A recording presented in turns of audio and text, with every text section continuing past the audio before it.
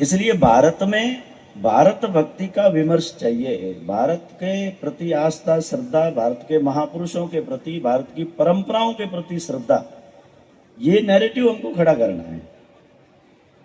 खड़ा करना, थोड़ा अध्ययन करना पड़ेगा, इस बारे में कुछ सोचना पड़ेगा, विचार करना पड़ेगा और समझना पड़ेगा कि ये षड्यंत्रकारी तत्व कौन है।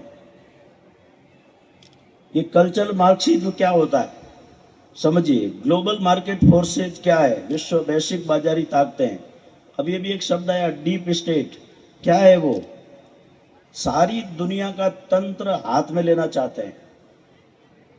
आपने देखा होगा बाइडेन ने जाते जाते जिस सोरोस को वहां का और सर्वश्रेष्ठ पुरस्कार दिया अमेरिका ने। अब भी हमारी आंखें नहीं खुल रही है। भारत के चुनाव में अस्थिरता पैदा करने के लिए कितना बड़ा पैसा है, लोकसभा के अंदर मुद्दा उठ रहा है, लेकिन हम समझने को तैयार नहीं।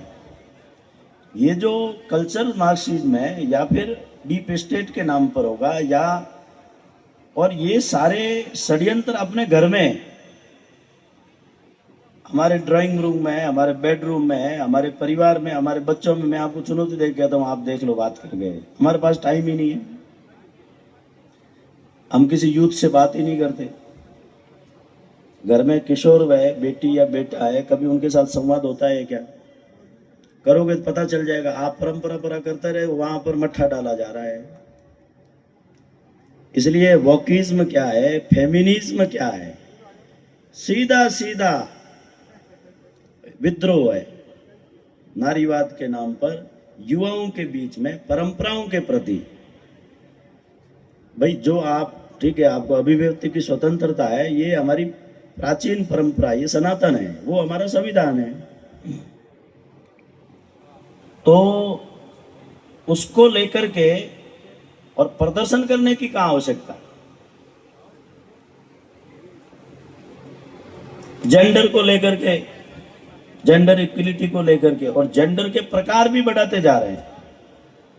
हमारे यहाँ 2 थे, 2 से चलो थर्ड जेंडर के रूप में किन्नर आगे 3 हो गए, वो 16-17 बताते हैं।